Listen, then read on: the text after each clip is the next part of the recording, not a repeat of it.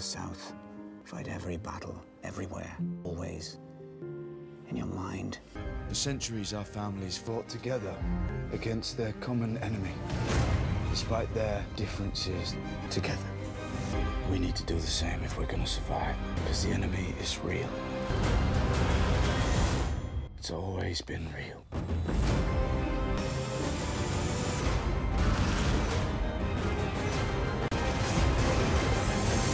When the snows fall and the white winds blow, the lone wolf dies, but the pack survives.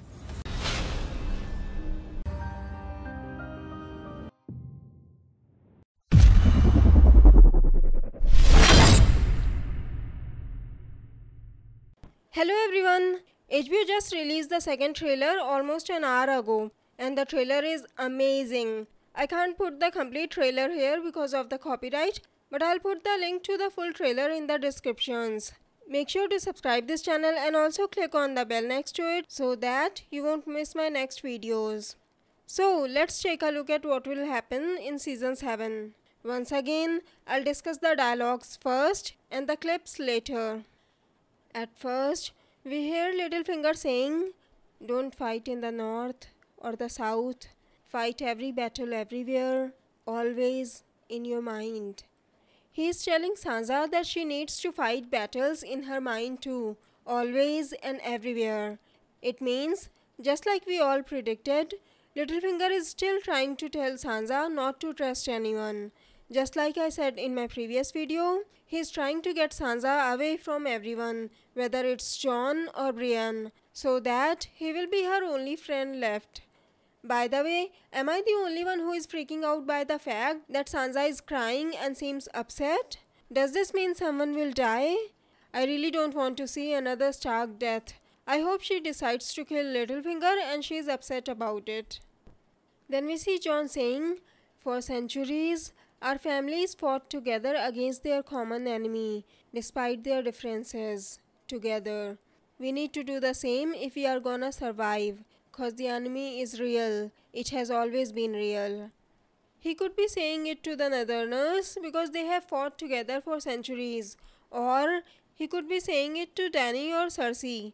But it's obvious that in season 7, Jon will definitely try to unite everyone to fight in the Great War. And then Sansa says Ned's lines, "When the snows fall and the white winds blow, the lone wolf dies, but the pack survives." I'm so glad they included these lines. I have already said these lines almost 100 times in my previous videos. This is definitely one of my favorite quotes. I hope Sansa will understand it and won't let Littlefinger drive her apart from the others. Okay, so these were all the dialogues. Let's move on to the clips now. I'm going to start with my favorite one. Abby, you are wondering why they haven't shown Bran and the Night King yet. We finally get to see them in this trailer. It is confirmed that Jon, Tormund, Beric and Hound will go north of the wall. I think I also saw Davos behind Jon, but I'm not so sure about it. You can see Jon fighting one of the Whitewalkers. Beric will fight with his flaming sword. I still think that Jon might die again and Beric will give him the last kiss. It seems like at some point they will be surrounded by the Whites and Bran will come in to help with the murder of ravens. A maester, probably Maester Vulcan, is standing beside Bran when he walks into the Heart Tree. This confirms that Arya and Bran will return to Winterfell. We earlier saw the gates opening while Bran and Meera wait outside Castle Black. Everyone thought the Starks were gone, but now they are back. It reminds me of something that Jon said to Robb in the pilot episode. "You Starks are hard to kill." And in the last clip of the trailer, we also see a fire burning far from where Jon is standing. Unless they carried some kind of bombs with them, I think you can guess who else will arrive to save them. At least, Jon will survive, because we can see him running away riding a horse. It looks like Cersei is standing in some kind of dungeon, aka the Black Cells, and you can see a ladder behind her. This place looks really creepy. I bet she is keeping Septa Unella and her other prisoners here, so that no one will hear their screams. and someone is passing through the streets of King's Landing.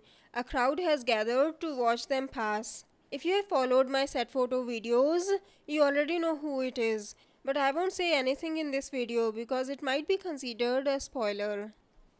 Then we see Jaime in King's Landing. You can see someone lying on the floor. I wonder if Jaime will find a dead body there, or maybe it's someone from the crew. What do you think? Later, we see him in a battle with Dany. You can see fire all around him. Before that, his archers will try to take down Drogon. You can see them aiming upward, but they will go down in flames. Then we see Dany walking towards Dragonstone Castle, and then taking down Stannis' fiery heart banner. And when Dany is dragging her hand across the painted table, you can see the fallen pieces on it. I already discussed her strategies based on the fallen pieces in my Cersei vs Dany video. You can also see dragons flying around Dragonstone. And Tyrion is standing near a cliff, the exact place where we saw Jon standing in one of the previous clips. By the way, Dany and Drogon look amazing.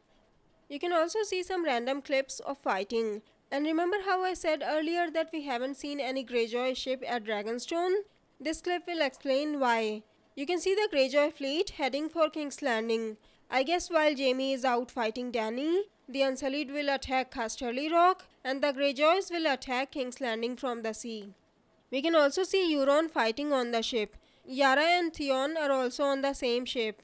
So I guess we will finally get to see Greyjoy fighting a Greyjoy.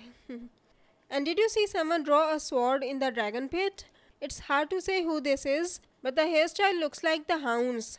But since the Hound is in the north with Jon, I hope it's Arya who will take his face. Or maybe it's someone else like Bran. But Bran will be with Jaime. So who do you think it can be? Anyways, it's time for the comment shoutout now.